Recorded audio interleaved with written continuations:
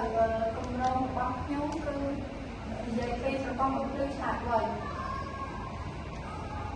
មាននីតិកាលចំនួន6មានសេចក្តីផ្ដាំព័ត៌មានអំពីគម្រោងសកម្មភាពគម្រោងនិងថវិកានៃគម្រោងការបែងចែកទូរទស្សន៍នៃការប្រជុំនិងបាយការហើយឧបសម្ព័ន្ធនិងឯកសារយោងប្រវត្តិជាស្ថានភាពមុនឈានដល់ការបកស្រាយយើងមកសូមប្រាប់ប្រវត្តិរបស់វិទ្យាល័យក្នុងជំនាន់សិស្សស្ថានភាពគឺស្ថិតនៅក្នុងភូមិស្ដៅក្នុងតំបន់លោកខណ្ឌបាត់ដំបងតែនៅតាមបណ្ដាផ្លូវជាតិលេខ57នៅតាមបណ្ដាផ្លូវជាតិលេខ57ដែលមានផ្ទៃដី 80.37 ម៉ែត្រការ៉េនេះបានបង្កើតឡើងកាលពីឆ្នាំ2008ដែលគ្រប់គ្រងដោយលោកនំប្រុសដែលកាលពីមុនមានគ្រូបង្រៀនចំនួន9នាក់សិស្ស134នាក់និងបើក3បន្ទប់សិក្សាក្នុងមួយឆ្នាំហើយមានការកើនឡើងគ្រូនិងសិស្សជាបន្តបន្ទាប់ជារៀងរាល់ឆ្នាំជាបន្តនិយាយពីបែបស្តាតអ្វីទៅគឺជាការប្របែបស្តាតអ្វីទៅគឺជាស្តាតគឺមកពីពាក្យ Science វិទ្យាសាស្ត្រ Technology បច្ចេកវិទ្យា Engineering វិស្វកម្មនិង Mathematics គណិតវិទ្យាការប្របែបស្តាតគឺជាវិទ្យាសាស្ត្រអប់រំមួយដែលបញ្ចូលការសិក្សាចម្រុះបែបរួមមានវិទ្យាសាស្ត្របច្ចេកវិទ្យាវិស្វកម្មសិល្បៈនិងគណិតវិទ្យាការប្របែបនេះផ្ដោតលើការរៀនតាមបទពិសោធន៍ពិតអនុវត្តជាក់ស្ដែងការធ្វើគម្រោងខាងការងារ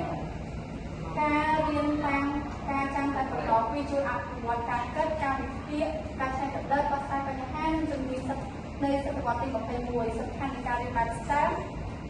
ផ្ដោតទៅលើការរៀនដោយធ្វើផ្លាច់គម្រោងរបស់សិស្សជាមួយខាងការរៀនលើកទឹកចិត្តឲ្យសិស្សសួរសំណួរស្រាវជ្រាវនិងសាកល្បងបញ្ចូលសិល្បៈដើម្បីបង្កើតភាពច្នៃប្រឌិតនិងរចនាចប់ការរៀនជាមួយដៃផ្នែកជីវិតនិងបរិបត្តិក្នុងសង្គមគ្រប់គ្រងការរៀនទាំងក្នុងនិងក្រៅថ្នាក់ផងដែរជាបន្តនេះខ្ញុំសូមប្រគល់បទបង្ហាញបន្តទៅសមាជិកក្រុមសូមលោកគ្រូសិក្សាវិទ្យានេះខ្ញុំសូមជម្រាបសូមធ្វើការបកស្រាយបន្តពីប្រធានហេតុផលសំខាន់នៃការរៀនបែបស្តាតនៃការរៀនបែបស្តាតមានដូចជាបង្កើតជំនាញប្របច្ចេកវិទ្យារៀបចំផែនការសម្រាប់មុខរបរតទៅអនាគតបង្កើតទំនុកចិត្តក្នុងការធ្វើការងារជាក្រុមនិងការអនុវត្តជាក់ស្ដែងជួយអនុវត្តការគិតការវិភាគការដោះស្រាយបញ្ហាលើកទឹកចិត្តក្នុងការច្នៃប្រឌិតនិងការបង្កើតថ្មីព័ត៌មានទូទៅអំពីគម្រោង Smart Life Street គឺចង់ផ្ដល់ព័ត៌មានអំពីការប្រើប្រាស់ចំណេះដឹងតែក្នុងបច្ចេកវិទ្យាដោយឆ្លាតវៃសម្រាប់បង្កើតប្រព័ន្ធភ្លើងការដងភ្លើងដែលមានសុវត្ថិភាពសម្រាប់កម្មករនិងមានប្រយោជន៍សម្រាប់សាលារៀននិងសង្គមគ្រឿងបង្គុំសម្រាប់ធ្វើគម្រោងនេះមានដូចជា LED គឺជាប្រភពពន្លឺយ៉ាងសំខាន់សម្រាប់បំភ្លឺដងភ្លើងហើយ LED គឺជាឧបករណ៍ដែលមានពន្លឺភ្លឺខ្លាំងLDR sensor គឺជាឧបករណ៍សម្រាប់ចាប់ពន្លឺយប់និងថ្ងៃពេលយប់វារក្សាប្រវត្តិហើយនៅពេលថ្ងៃវាបិទ resistor គឺជាឧបករណ៍សម្រាប់គ្រប់គ្រងចលនាអគ្គិសនី IR sensor គឺជាឧបករណ៍សម្រាប់ចាប់ចលនាមនុស្សនៅរថយន្តនៅពេលដែលមានឬក៏រថយន្តធ្វើដំណើរឆ្លងកាត់វានឹងបញ្ចេញពន្លឺដោយសារប្រវត្តិហើយនៅពេលដែលគ្មានមនុស្សឬរថយន្តធ្វើដំណើរឆ្លងកាត់វានឹងចាប់ផ្ដើមបន្ថយពន្លឺឬបិទbreadboard គឺជាឧបករណ៍សម្រាប់តភ្ជាប់ចរន្តស៊ីគ្វីសាកល្បង Arduino Uno គឺជាខួរក្បាលនៃព័ន្ធហើយវាមាននីតិគ្រប់គ្រងចរន្តដោយស្វ័យប្រវត្តិ Jumpover គឺជាខ្សែភ្លើងសម្រាប់តភ្ជាប់គ្រឿងបង្គុំទាំងអស់ជាកិច្ចបន្តនេះខ្ញុំសូមធ្វើការផ្សាយបទបង្ហាញទៅបន្តខ្ញុំសូមលោកគ្រូនឹងផ្លែទាំងអស់គ្នាខ្ញុំសូមឡើងមកបកស្រាយបន្តពីអនុធានខ្ញុំសូមបកស្រាយពីចំណុច2ទីតាំងអនុវត្តគម្រោងទីតាំងដែលយើងអនុវត្តគម្រោងគឺនៅវិទ្យាល័យអាទិភាពយើងផ្ទាល់3ការវិភាគនិងការកំណត់បញ្ហាកលវិធីដែលក្រុមបានអនុវត្តដើម្បីកំណត់បញ្ហា1 ណាត់បញ្ហាសម្រាប់គម្រោង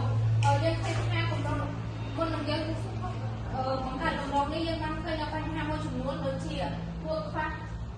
ជាក់ជាថារបបនេះមកបរិយាកាសនេះចំណាយថវិកាច្រើនទៅលើអគ្គិសនីហើយនៅតាមដងផ្លូវមិនមានពន្លឺប្រើប្រាស់គ្រប់គ្រាន់ពិបាកក្នុងការបិទបើកភ្លើងហើយនឹងការកើនឡើងគ្រោះថ្នាក់ចរាចរណ៍ដោយសារតែគ្មានភ្លើងមួយគ្មានសុវត្ថិភាពក្នុងការធ្វើដំណើរអំពូលងាយនឹងខូចនិងប្រើប្រាស់មិនបានយក8ផាសប្រព័ន្ធបំភ្លឺស្វ័យប្រវត្តិនិងលេខ2ការដោះស្រាយបញ្ហានៃគម្រោងដំណោះស្រាយរបស់ពួកយើងមានដូចជាការប្រើអំពូល LED ដើម្បីសន្សំសំចៃថាមពលប្រើ sensor ដើម្បីចាប់ចលនាពេលដែលមានមនុស្សធ្វើដំណើរនៅ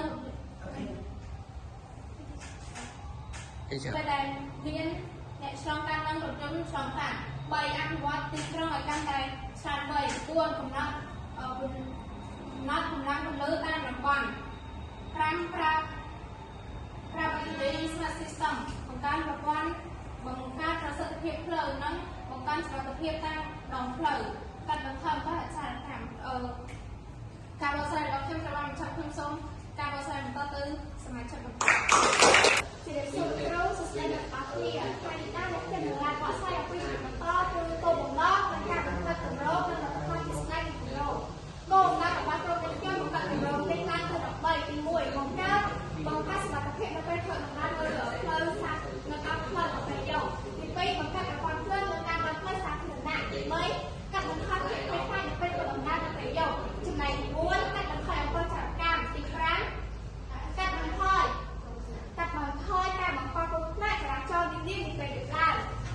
ចំណែកឯលទ្ធផលជាស្ដែងក្រុមរបស់ខ្ញុំគឺបានបង្កើតគម្រោងនេះបានឡើងដែលមានប្រព័ន្ធភ្លើងប្រើប្រាស់គ្រប់គ្រាន់ហើយអ្វីដែលកាន់តែពិសេសនោះគឺអាចជំរុញសុខចិត្តក្នុងអំពើអគ្គិសនីនៅពេលដែលយើងបានប្រើប្រាស់ពីចាំបាច់ចូលដល់ចំណុចបន្តគឺ2.4វិសាលភាពគម្រោងនៅពេលដែលក្រុមរបស់អ្នកខ្ញុំធ្វើគម្រោងចប់ក្រុមរបស់ពួកយើងនឹងប្រកបគម្រោងនេះទៅឲ្យសាលារៀនដើម្បីតបជាប្រកាសជាច្រើនសម្រាប់ឲ្យបងប្អូនចំនួនក្រោយបានសិក្សាស្វែងយល់និងដឹងអំពីគម្រោងនេះការរបស់ការបកស្រាយរបស់ខ្ញុំត្រូវបានបញ្ចប់ខ្ញុំសូមស្ដីដល់ការបកស្រាយបន្តឲ្យសមាជិកក្រុមថ្ងៃនេះខ្ញុំនាំមកបកស្រាយចំណុចបន្តពីចរចាបញ្ហាប្រឈមនៅសិង្ហបុរីក៏បញ្ហាប្រឈមនៅពេលដែលធ្វើប្រព័ន្ធបំភ្លឺឆ្លាតវៃគឺយើងតែងតែមានបញ្ហាប្រឈមដូចជាការខ្វះថវិកាខ្វះអ្នកមានជំនាញខ្វះឧបករណ៍ខ្វះបច្ចេកវិទ្យាទំនើបខ្វះប្រព័ន្ធគ្រប់គ្រងមជ្ឈមណ្ឌលខ្វះស្តង់ដារនិងបណ្ដាញទំនាក់ទំនងខ្វះការគ្រប់គ្រងពីវិស័យឯកជនខ្វះគ្រឿងសម្រាប់ប្រើប្រាស់ក៏សំណុំពរគឺជួយបង្កើនការអប់រំបច្ចេកវិទ្យាជួយបណ្ដុះបណ្ដាលយុវជនជួយបង្កើនប្រព័ន្ធជួយផ្ដល់ប្រាក់ឧបត្ថម្ភឧបករណ៍ទំនើបនិងមានស្តង់ដារសម្រាប់គម្រោងជួយបង្កើនប្រព័ន្ធទំនាក់ទំនងនិងប្រព័ន្ធគ្រប់គ្រងមជ្ឈមណ្ឌលជួយបង្កើនការគ្រប់គ្រងនិងការលើកទឹកចិត្តជួយបង្កើនគ្រឿងផ្សំប្រើប្រាស់ជួយបង្កើនការផ្សព្វផ្សាយព័ត៌មានអំពីគម្រោងជួយយកចិត្តទុកដាក់ចំពោះ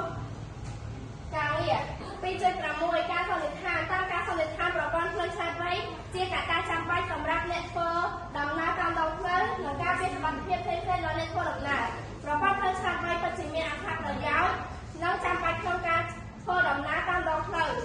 និងជួយកាត់បន្ថយភាពភ័យខ្លាចនិងឧបទ្ទវហេតុតាមដងផ្លូវជាពិសេសការធ្វើដំណើរនៅពេលយប់ដូច្នេះប្រព័ន្ធបំភ្លឺឆ្លាតវៃពិតជាមានអត្ថប្រយោជន៍យ៉ាងសំខាន់សម្រាប់អ្នកធ្វើដំណើរតាមដងផ្លូវជាច្រើនយើងអាចយកប្រព័ន្ធបំភ្លឺឆ្លាតវៃនេះទៅដាក់នៅតាមគ្រប់ទីកន្លែងដូចជាតាមដងផ្លូវគេហដ្ឋាននិងនៅតាមសាលារៀននានាការបកស្រាយរបស់នេះខ្ញុំត្រូវបានបញ្ចប់ខ្ញុំសូមទេបានបង្ហាញបន្តទៅឲ្យសមាជិកក្រុមជាលោកគ្រូស្ដីនឹងអ្នកគ្នានេះខ្ញុំសូមឡើងបកស្រាយបន្តពីសមាជិកក្រុមបន្តខ្ញុំសូមឡើងបកស្រាយបកស្រាយនៅចំណុច 3.1 អត្ថប្រយោជន៍នៃគម្រោងមួយនេះត្រូវបង្កើតរួចមានអត្ថប្រយោជន៍ដូចជា1ងាយស្រួលប្រើប្រាស់មិនចាំបាច់បាក់បិទដោយដៃ2បង្កើតសន្តិសុខសុវត្ថិភាពនៅពេលយប់4បង្កើតភាពងាយស្រួលក្នុងការប្រើប្រាស់ទាំងថ្ងៃ4សន្សំសំចៃថាមពលអគ្គិសនី5សំខាន់សម្រាប់ផ្ទះផ្លូវសាធារណៈ6ភ្លើងដើរតែពេល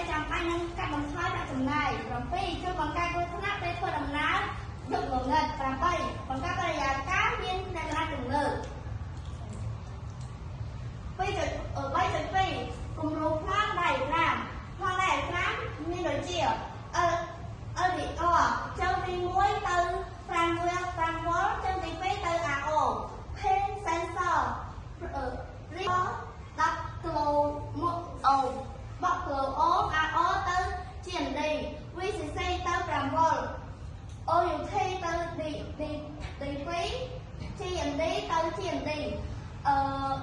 LED ទៅ D9 ទៅ resistor 220 អូមទៅជើងវែង LED CMD ទាំងអស់ចប់រួម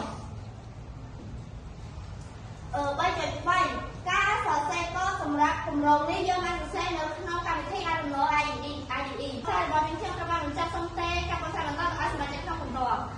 ជំរាបសួរលោកគ្រូនិងសួស្តីអ្នកនរអគ្នាខ្ញុំសូមបន្តពីសមាជិក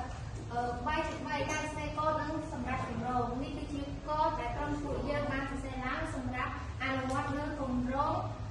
ការបំភ្លឺឆ្លាតវៃ 3.4 សកម្មភាពដំណើរដំឡើងសម្ភារៈនិងសាកល្បងការអនុវត្តគម្រោងSTEM 5សាកល្បងនិងវិតម្លៃសាកល្បងការងារដែលបានបង្កើតផលិតផលកត់ត្រាផលិតផលនិងវិតម្លៃអរសាយរបស់ខ្ញុំបានចាប់ខ្ញុំសូមតែការបកស្រាយទៅឲ្យមើលពីដល់ជំរាបសួរលោកគ្រូនិងសួស្តីលោកអ្នកទាំងអស់គ្នាខ្ញុំសូមបានបកស្រាយអំពីចំណុចចាប់ក្រោយ 3.5 ផលិតផលដែលទទួលបានពីគម្រោង មានសភៅរបាយការណ៍វីដេអូខ្លីផលិតផលគម្រោងនៃការថតវីដេអូចំណុចសំខាន់នៃការថតវីដេអូមាន 5 ចំណុចសំខាន់ទី 1 និយាយពីប្រធានបទនិងណែនាំខ្លួន 2 និយាយពីគោលបំណង 3 និយាយពីដំណើរការ 4 និយាយពីអត្ថប្រយោជន៍និងទី 5 និយាយពីឧបសគ្គ 3.6 តារាងថវិកាចំណាយលើគម្រោងចំពោះតារាងថវិកាចំណាយលើគម្រោង ក្រុមយើងខ្ញុំរៀបចំជាឈ្មោះគ្រឿងថ្ងៃខែឆ្នាំទិញចូលចំនួននិងតម្លៃឈ្មោះគ្រឿងមាន LED ទិញចូលនៅថ្ងៃទី 10 ខែ 1 ឆ្នាំ 2026 ចំនួន 1 តម្លៃ $0.20 Solar List Report ថ្ងៃទី 13 ខែ 1 2025 ចំនួន 1 តម្លៃ $0.75 IR Sensor ថ្ងៃទី 10 ខែ 1 ឆ្នាំ 2026 ចំនួន 2 តម្លៃ $1.10 Resistor ថ្ងៃទី 10 ខែ 1 2026 ចំនួន 1 តម្លៃ $0.12 LER ថ្ងៃទី 10 ខែ 1 2026 ចំនួន 1 តម្លៃ $0.12 Arduino Uno ថ្ងៃទី 15 ខែ 1 2026 ចំនួន 1 តម្លៃ $5.50 Tutor ថ្ងៃទី 13 ខែ 1 2026 ចំនួន 1 តម្លៃ $1 សរុបទឹកប្រាក់ទាំងអស់សរុប $8.74 ទៅបានបញ្ចប់ខ្ញុំសូមតែអ្នកទីទៅឲ្យដោយការបង្កើតក្រុមពួកយើងបានបង្កើតក្រុម Telegram មួយសម្រាប់ទូរទស្សន៍ដើម្បីធ្វើគម្រោង 4.2 ការបែងចែកតួនាទីថ្ងៃខាងនេះជាប្រធានក្រុមធ្វើ slide វាសិង្ហេជាអនុប្រធានក្រុមតែងគ្រឿងសង្គមជាចង្ហាជាសមាជិកក្រុមគូដៃអាក្រានសាលិកាជាសមាជិកក្រុមធ្វើគ្រឿងសង្គមសំណាញ់ចានដែលណាជាសមាជិកក្រុមសម្រាប់សរសេរកូដកាន់សិទ្ធជាសមាជិកក្រុមជ្រកក្រុមផ្នែកចំណូលចំណាយឆាំដារៀនជាសមាជិកក្រុមតបជាប់ខ្សែភ្លើងបាទការនិយាយជាសមាជិកក្រុមជួយធ្វើស្នាយបានរហូតជាសមាជិកក្រុមជួយធ្វើស្នាយ 4.3 ផែនការនៃការប្រជុំក្រុមវិសាតែពួកយើងរបស់សិក្សាមានពេលគ្រប់គ្រាន់ចាស់ពួកយើងបានបែងចែកពេលវេលាថ្ងៃរៀងរាល់ថ្ងៃអង្គារសមាជិកទាំង9នាក់ត្រូវបញ្ចុះនៅបណ្ណាល័យមួយក្នុងដឹកនាំត្រូវបញ្ចុះនៅផ្លូវប្រជុំរៀនហើយពេលដំណើរនៃការសិក្សាថ្ងៃសៅរ៍អាទិត្យពួកយើងក៏បានពិភាក្សាគ្នាតាមរយៈអនឡាញTelegram ការបកស្រាយរបស់ខ្ញុំត្រូវបានបញ្ចប់ត្រឹមតែប៉ុណ្ណេះ